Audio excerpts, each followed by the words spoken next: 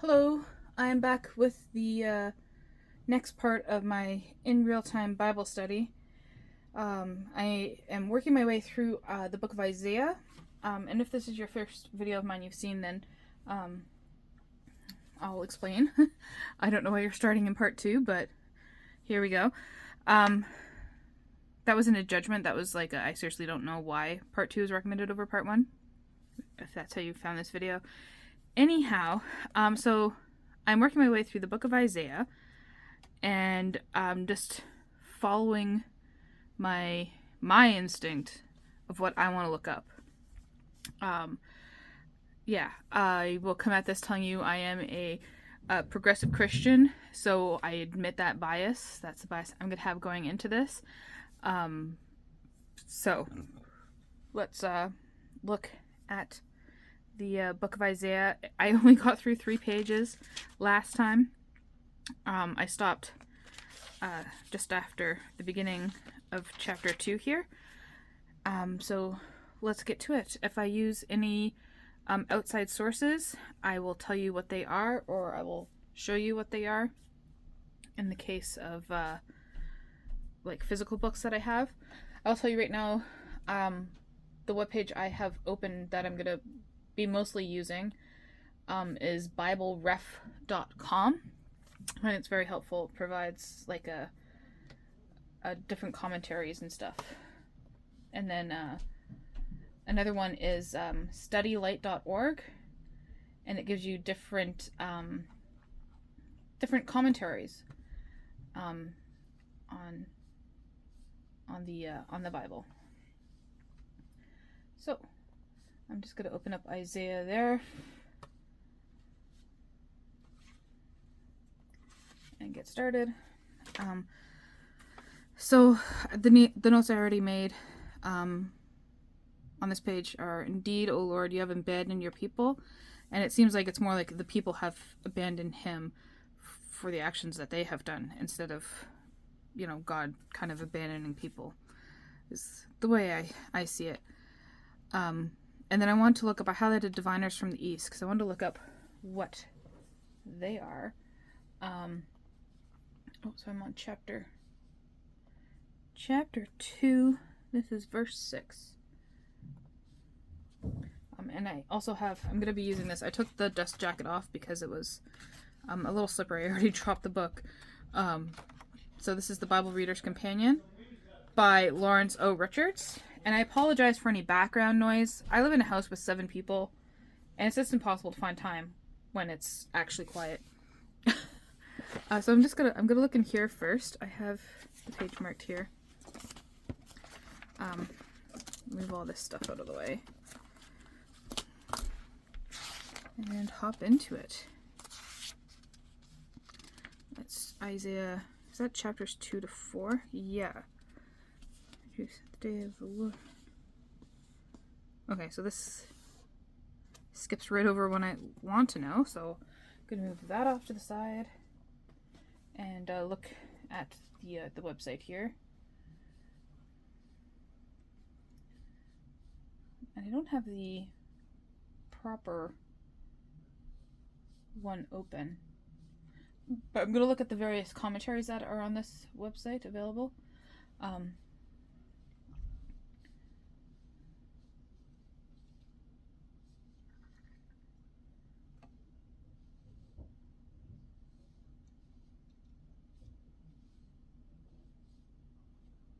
Okay, so this is interesting to note, is that for diviners from the East are everywhere, is that language-wise, I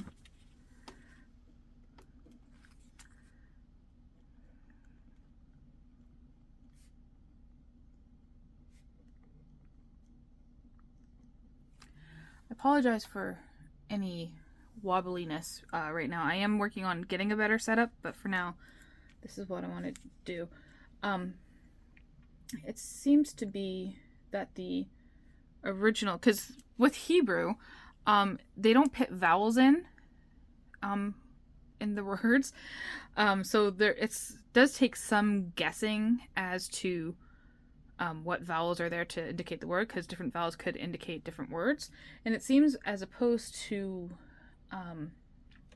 as opposed to diviners, it should actually be idols.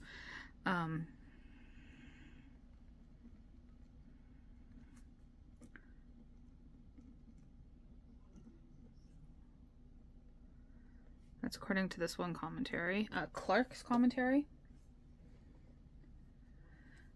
Adam Clarke commentary.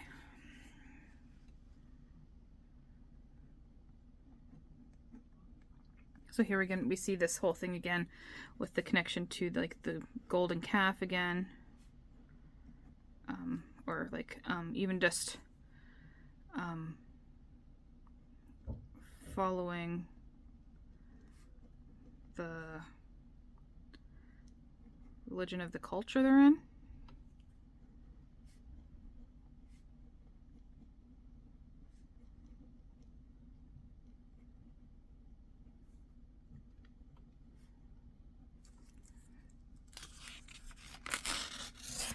Yeah.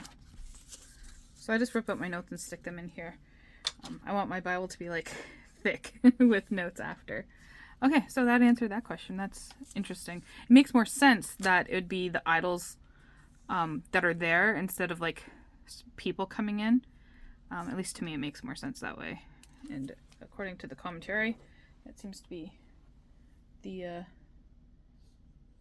idea here. Yeah. So this translation has it as customs from the east. I'm gonna write that. Customs. So like, you know, imported and adopted from foreign nations. Okay. Cool. So this is another interesting thing about foreigners. Their land. See, the foreigners are tempting because their land is full. Foreigners' land is full of gold and silver, and all this kind of stuff. They worship the products of their own hands. Wow. Okay. So I am also. I'm not pretending to be a scholar, but I am also bringing my own, like, 21st century, perspective and reading the 21st century into this, as well as looking at the historical basis for it. So I'm using it also to inform my present day circumstances.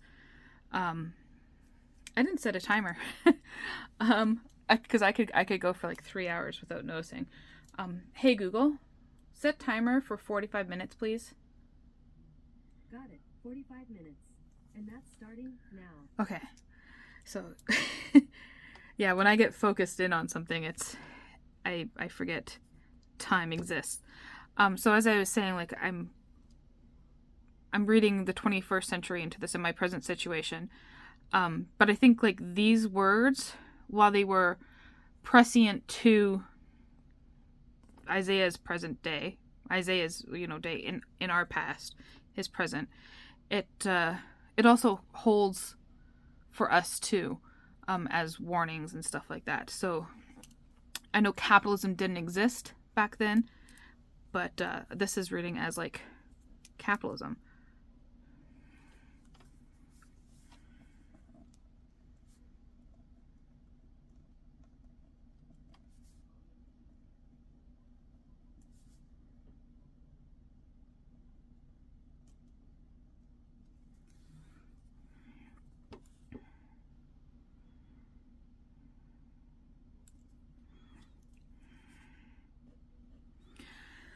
I don't know if I want to write this name in my book.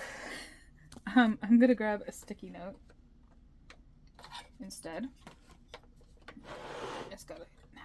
I have them kind of hidden in my desk here.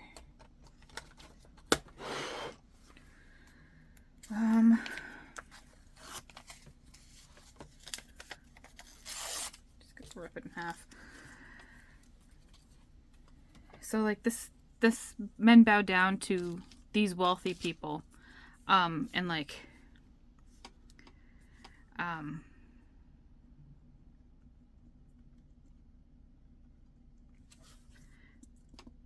Billionaire worship. I didn't want to write this name in my Bible. God can forgive him. I don't have to. I know we were called onto it, but it's, you know, just it's gonna take me some time to get there. Okay.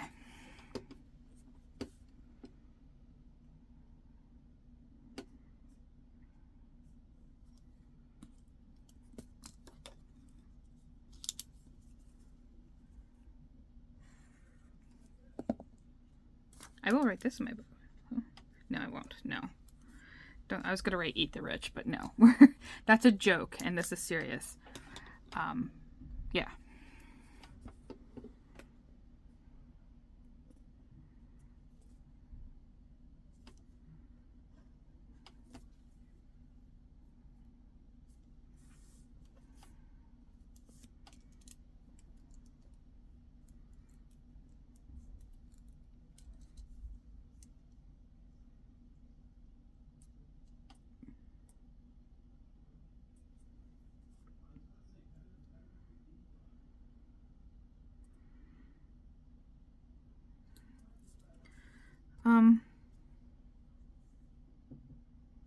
He says that so many times.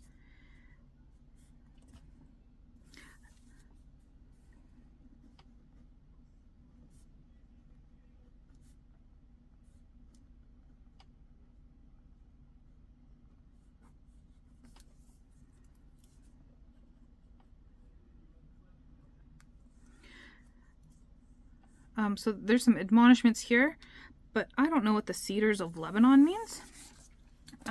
So we're going to look more into that.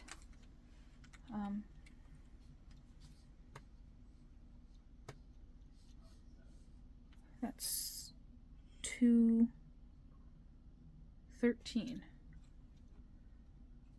I wonder if I can click on this specifically. There we go. Oh.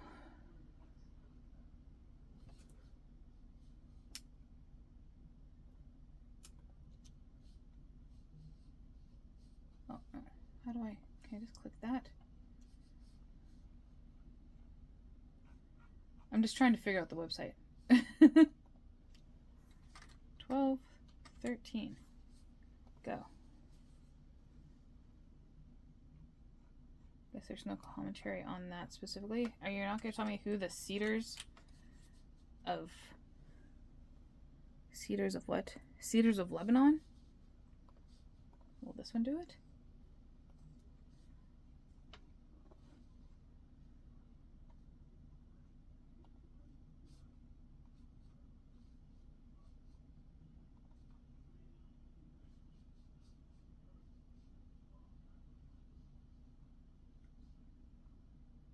Okay, he's literally talking about trees. I thought it would be more of a metaphor. It is a metaphor. I thought it'd be like someone specific, but he's just using trees.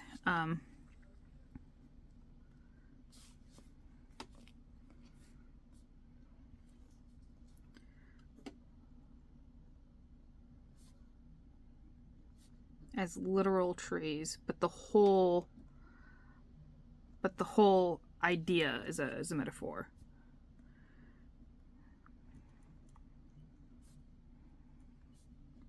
Metaphor. The trees are a metaphor. I don't know how to explain it. I expected like Cedars of Lebanon to be like King Dude, or like this guy, the Oak of Bashan, is like a capitalist leader. I don't know. Yeah, as I said, I'm definitely not a scholar. So they're just like,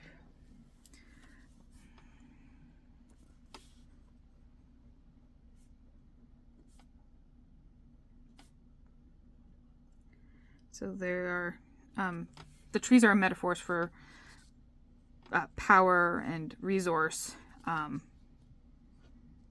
but God is greater than the trees, especially in like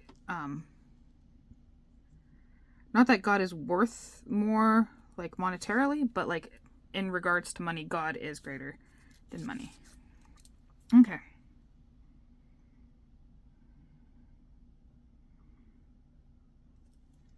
See.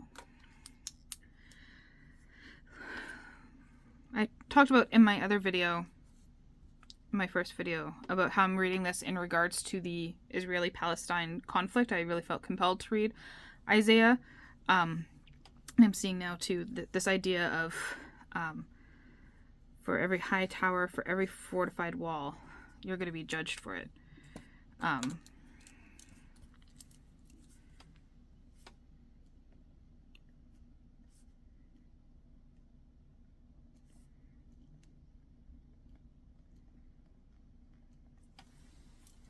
Yeah, and I hope they are. Okay.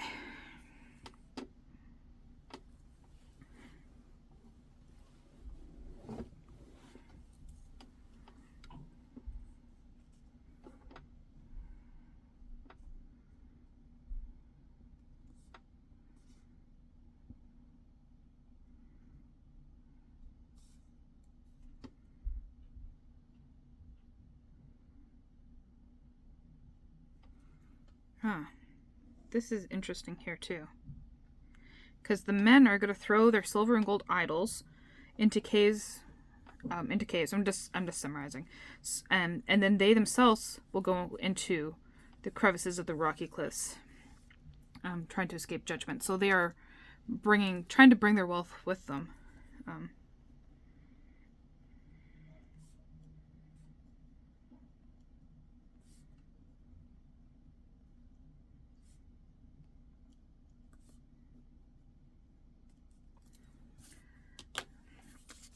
Interesting. Okay.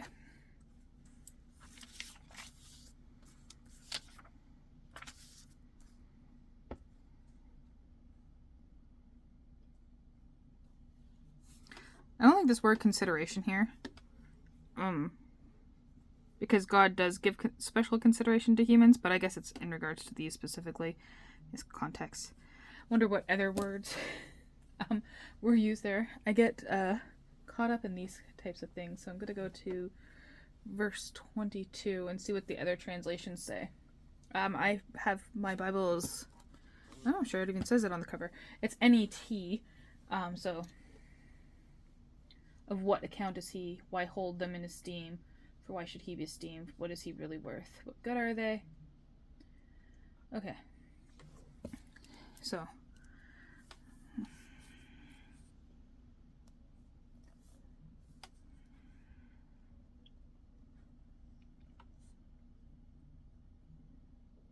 I know I spelled that wrong.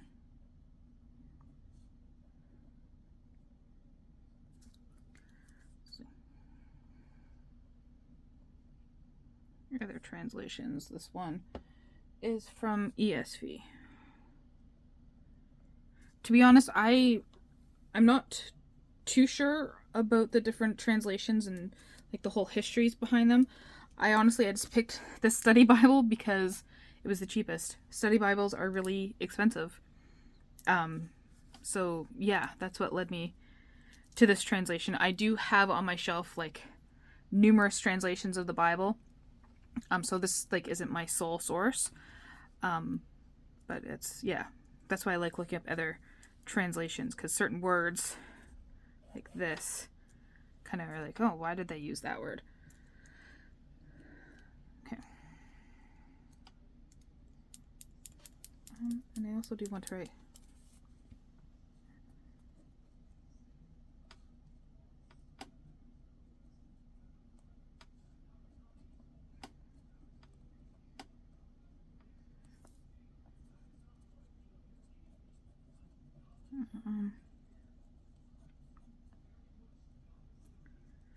yeah, especially the rich. Okay.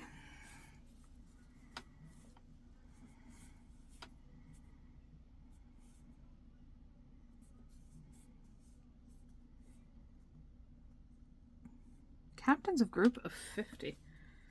I guess that's just like, but why would that be mentioned specifically?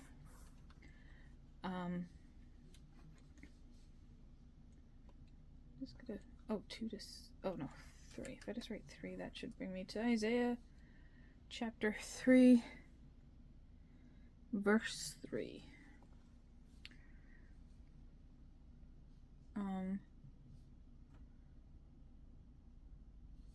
Ungodly secret societies. Who's this? This is Fleming's Bridgeway Bible Commentary.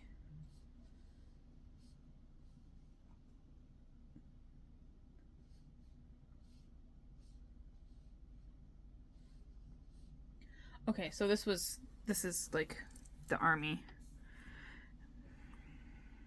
I guess they just happened to divide into 50. I'm not going to look too deep into numbers. I know that numbers have a significance in the Old Testament. Now I'm going to have to... No, because I don't think it's important to the text. So I'm not going to look up what the number 50 means.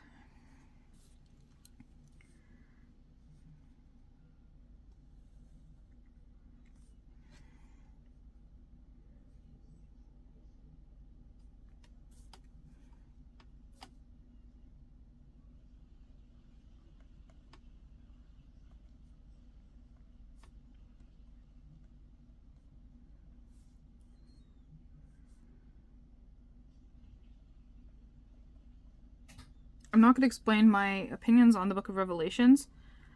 I do go by what Jesus said, that no man will know the day or time except for God in heaven. So people who look for the signs of Revelation, the signs of, of the apocalypse, the day of judgment, it's not, in my opinion, biblical. So it's interesting that it's warned this omen readers. I know omen readers was like more of prophecy and stuff like that, but I'm also, relating it to current day.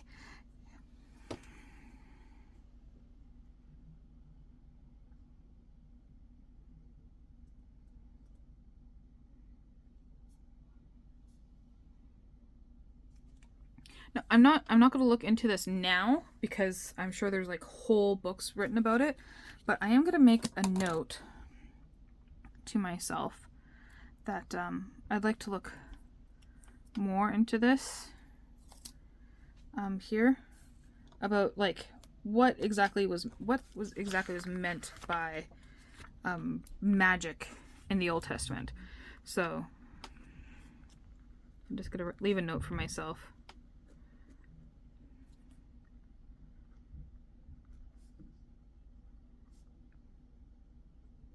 And I can handwrite. I just, for the point of clarity, I do print because my handwriting can get really messy.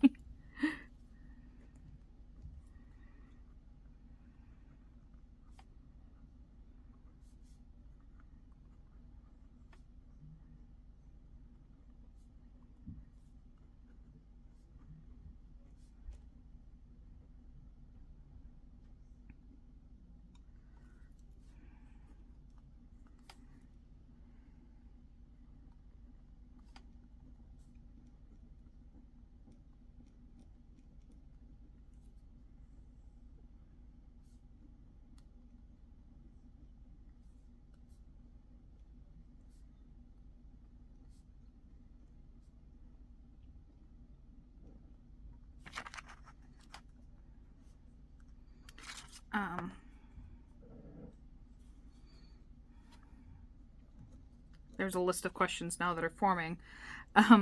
So one of my biggest questions is like, why do Christians ascribe such power to other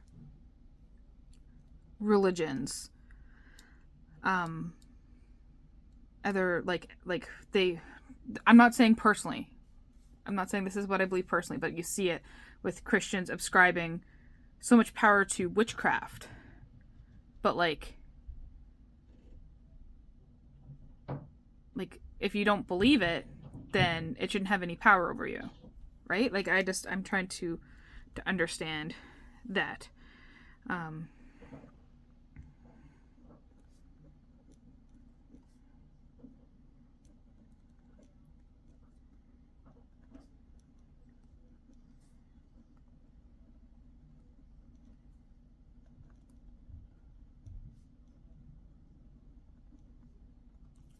Okay.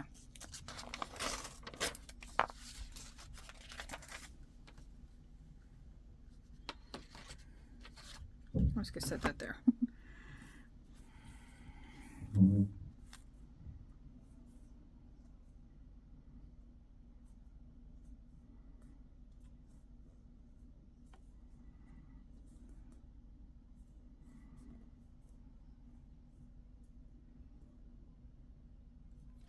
Why would owning a coat make you a leader?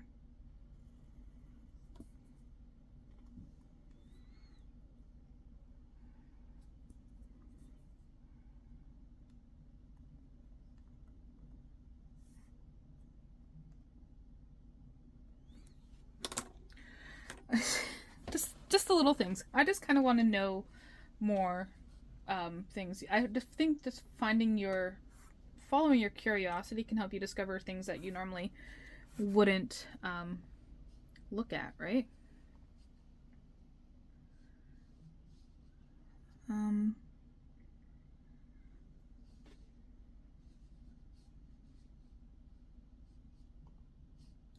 There's where we are.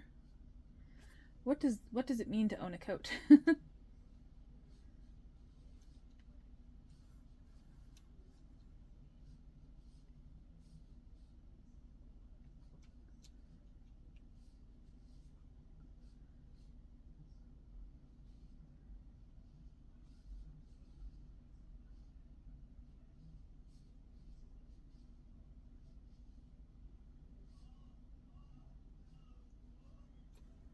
Okay.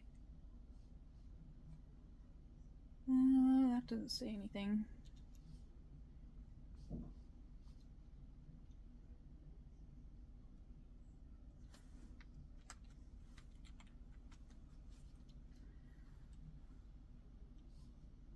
Oh, it's just the rune is so complete that no one else has a coat.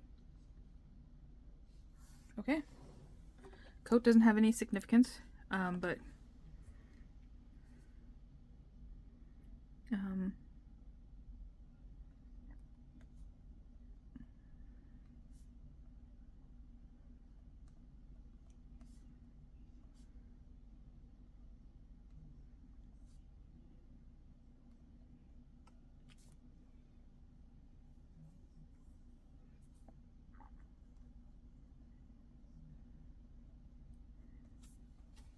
okay. I know that like coats and cloaks and everything. That's one commentary commented on here too, was references to other like taking people by their cloak. Where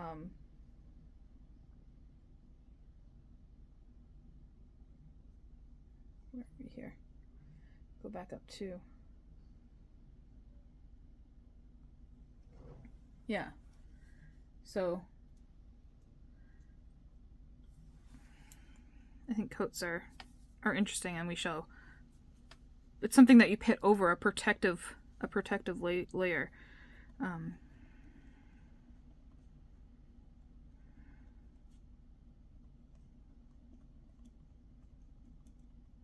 We have like Jacob's coat of many colors.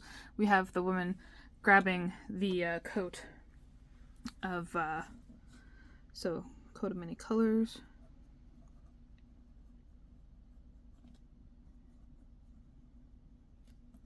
Allowed for recognition. And then yeah,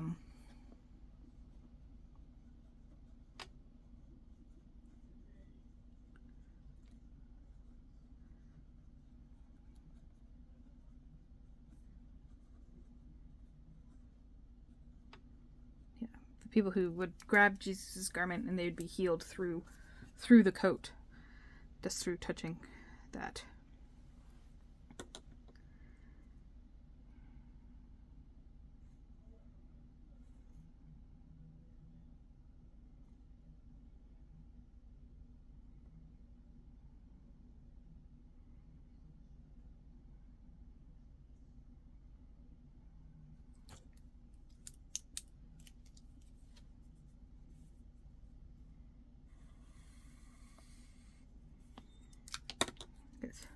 Words and actions. are offending the Lord. So you can say the right words, but if your actions don't follow through,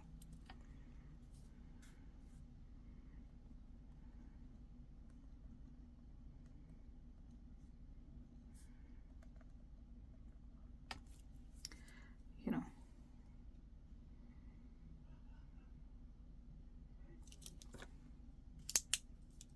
They openly boast of their sin. Oh.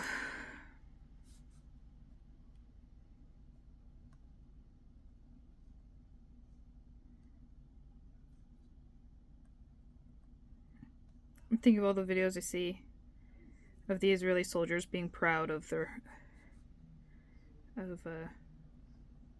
killing, especially children.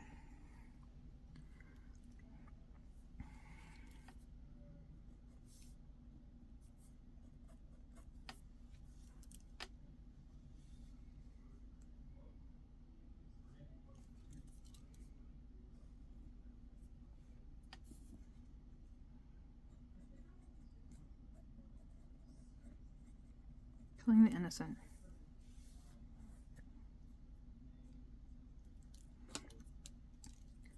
Oppressors.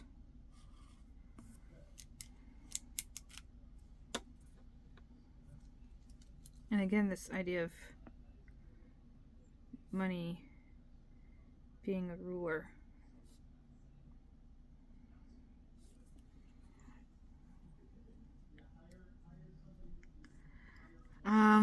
They give you confusing directions.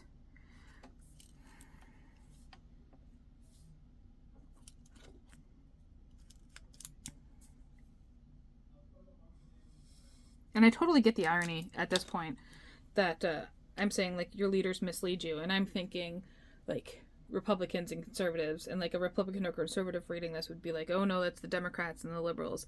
So it's interesting. Like, ultimately, there's not a lot of difference between them. But, you know, it's still an interesting thing. That's, I think they give you confusing directions. You know. Those great current politicians. And, like, faith never used to be a political issue. Like, your beliefs, to a degree, would affect your politics, but on the you know, bigger scale of things, like, religion wasn't a part of politics. It's supposed to be secular. I'm not going to go on a rant, but the Bible, to me, just to explain it, I guess quickly, is that, like, the Bible informs my politics, but in the way that Jesus addressed us to treat everyone, to love our neighbor as ourselves. And that's what I bring into my political opinion, is how would I want to be treated? How do I think, you know, Jesus would treat this person? And unfortunately, we do have these political and religious issues coming together.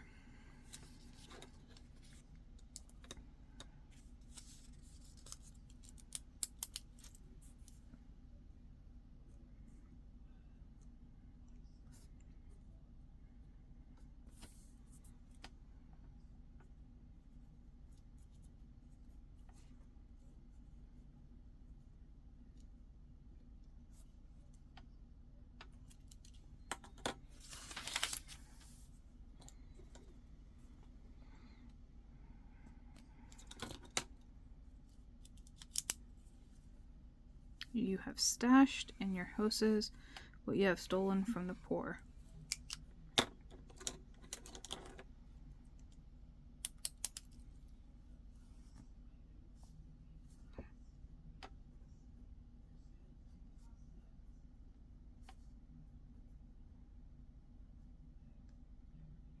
Or you just, you know, knock on the door and say, this is my house now, as happens in Palestine.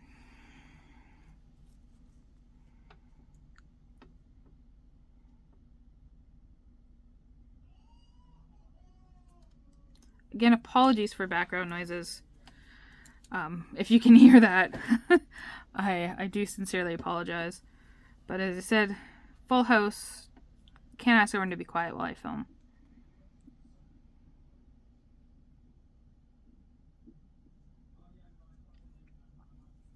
So there's a special thing for women here.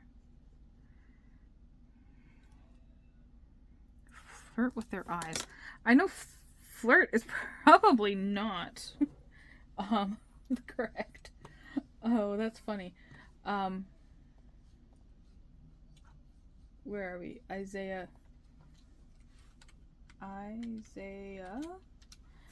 3. I've moved on to 3. Isaiah 3:16.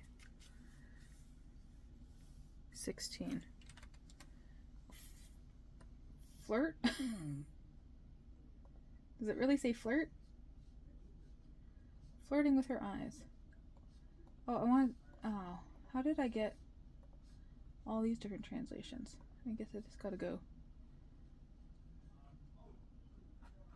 3:1. Okay, I just gotta scroll through here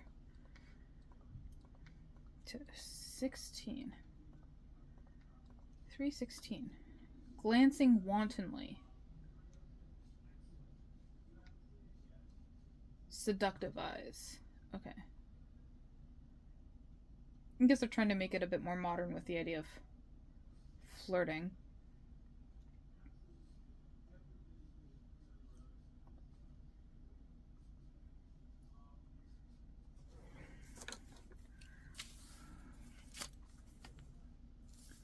Yeah.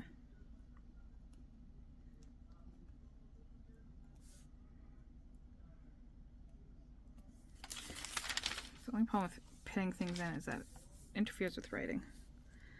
Flaunting wealth with clothing and jewelry. Yeah.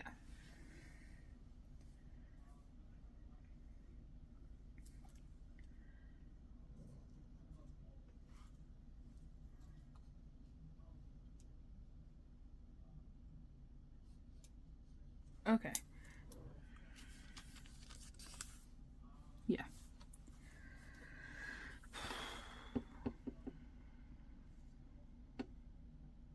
Yeah, see, all this is no list of big jewelry.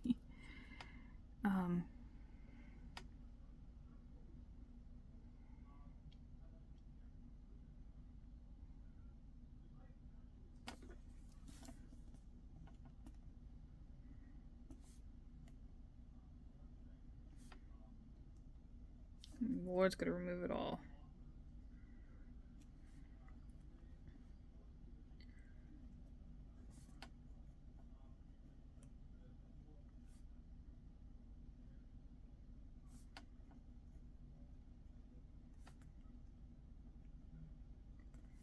I just wrote here, stand naked and humbled, who you truly are, not who you pretend to be underneath all this stuff.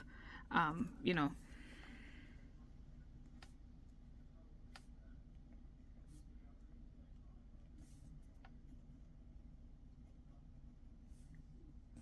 we are not our wealth.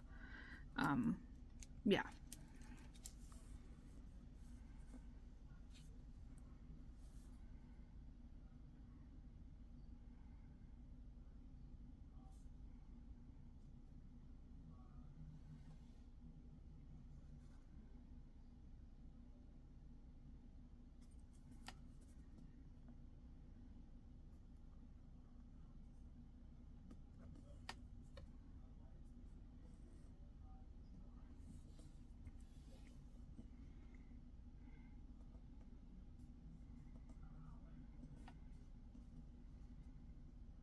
So this is, but let us belong to you. What's this idea of 7 women here?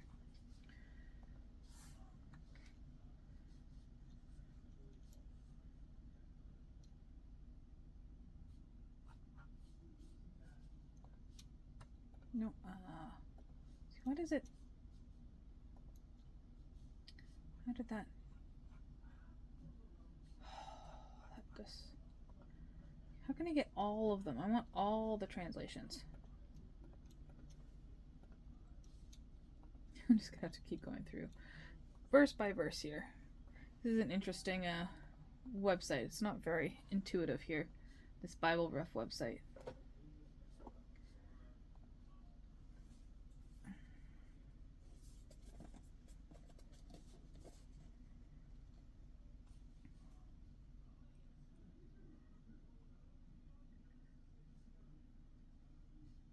Oh, okay. So the idea is that all these husbands and stuff will die, and 7 women are going to go to one man and ask him to take care of them. I think is what that verse is referring to. It seems.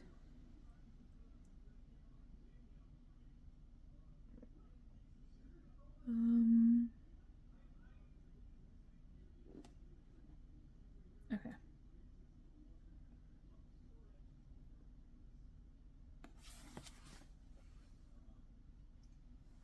I was totally looking at the wrong. I'm looking in here, and I flipped over to 7 instead of 4. But 2 to 4 is all incorporated in there. Okay. So.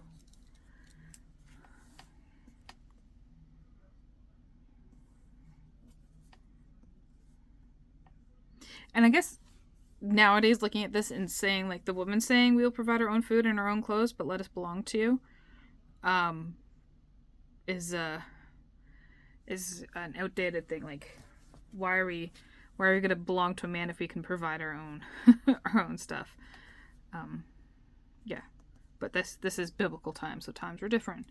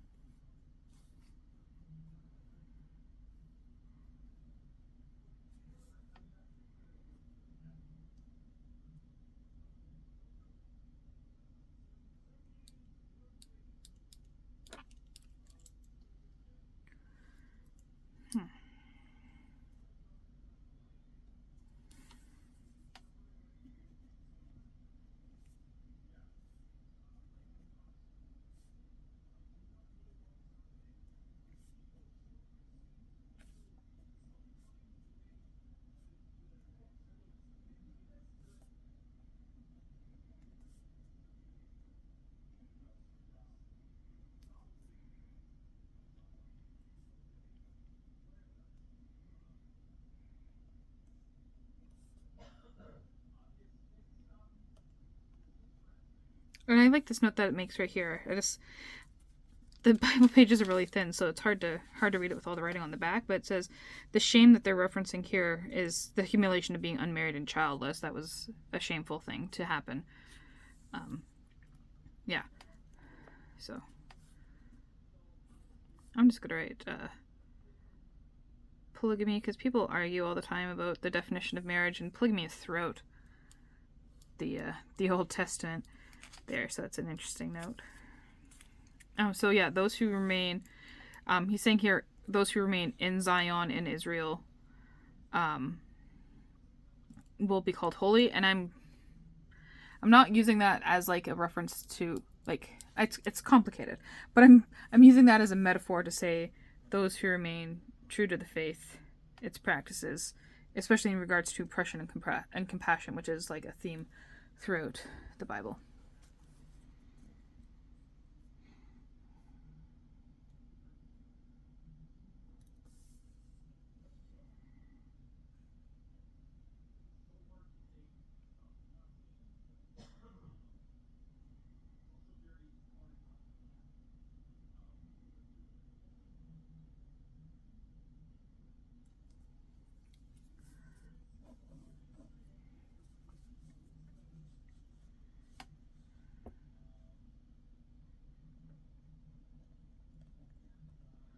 And again, I admitted coming into it with this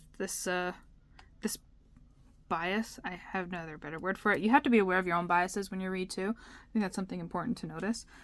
So I am, there's this vineyard, and it's a great vineyard, but then you build a hedge around it.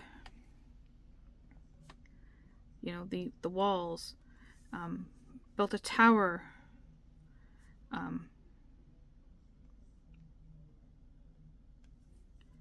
and you anticipate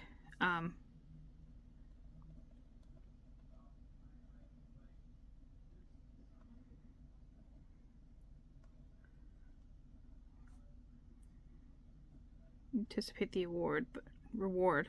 You just get disappointment.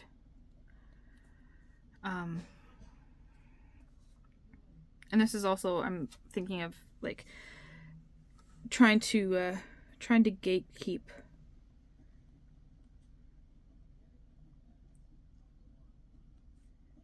belief. I'm gonna try and remember to link a video down below. Paul and Morgan are some conservative Christians, and they did this 24 hours with program with a progressive Christian, Tim from the New Evangelicals, and there was a lot of conversation about what it means, what would Tim at the end. I'll just say this: Tim at the end asked Paul, "Would you consider me a Christian?" And Paul, I could feel like he wanted to say no, but he didn't want to come across as he couldn't say it to his face. He didn't have the balls to say it to his face. Let's just be honest about it. And it's this idea of like gatekeeping who gets to be Christian, who isn't, based on your own beliefs. And like that's what I'm reading here. Like this vineyard is God, and you can't. And this person is trying to gatekeep it and reap the benefits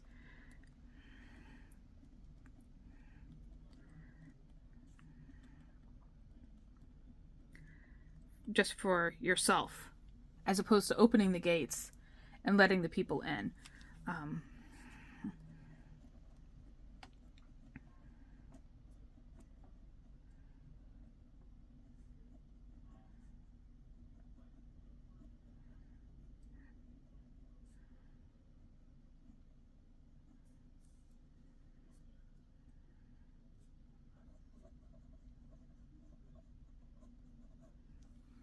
Yeah.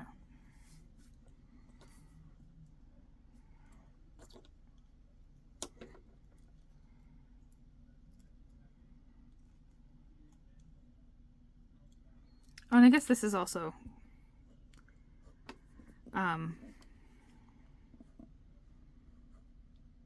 it's God's vineyard, and the grapes have gone, the people have gone sour.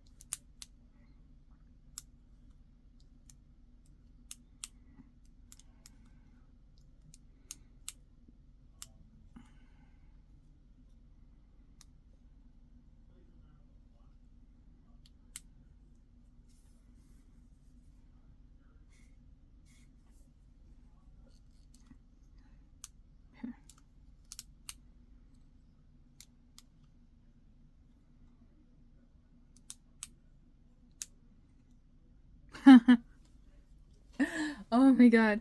Beware those who accumulate houses. Landlords. Palestine. Landlords and Palestine.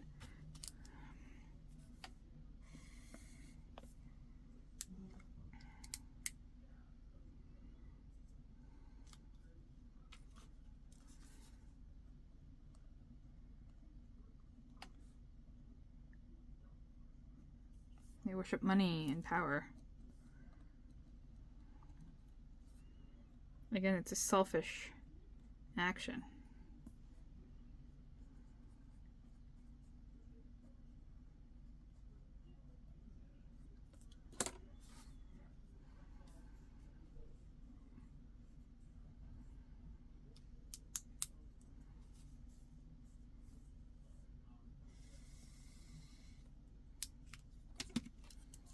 I know I'm again relating it to 21st century, but you know, but the Bible's supposed to be able to speak to us in whatever time we are in. And people can't afford the rent, so no one's living in houses. We have this problem with vacant houses.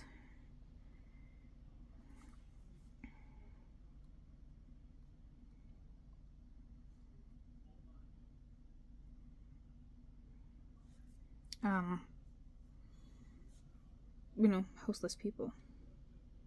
Unhoused. Yeah, I know what I mean.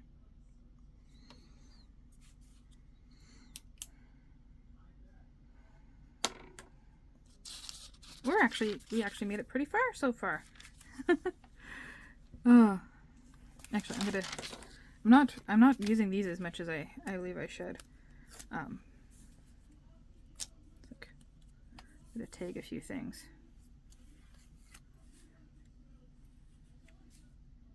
Okay. These tags don't mean anything. The colors don't mean anything. They're just tags.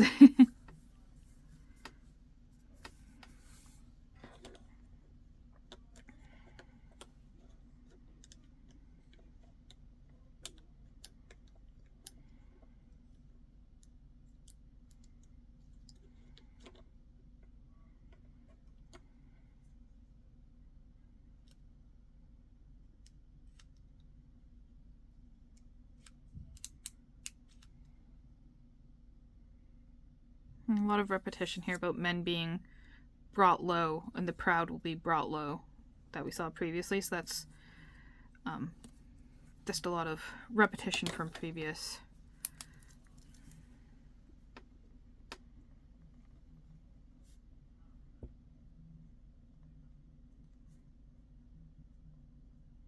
From previous verses. But the oral tradition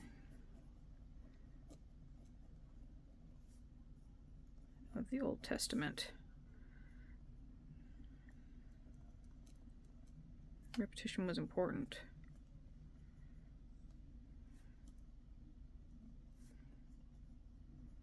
To stress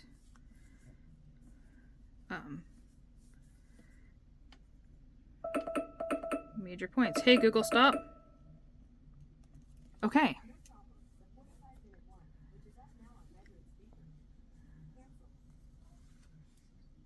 Okay. So that's where we got to. Got a few more pages than last time. I'm not speeding through it. I want to take my time and do this. Unfortunately, I do only have like 45 minutes to an hour to dedicate to this each time, and I still think it's important to do. This isn't my only time that I spend thinking about faith and religion. This is just what I choose to share. Yeah, so let me know if you're doing Bible study, what book you're working your way through at the moment, and your thoughts on Isaiah and any of the questions that I came up with. I'm always looking for input and other people's ideas. Of course, I will use my own judgment and look up how valid things are at the same time. So thank you for watching.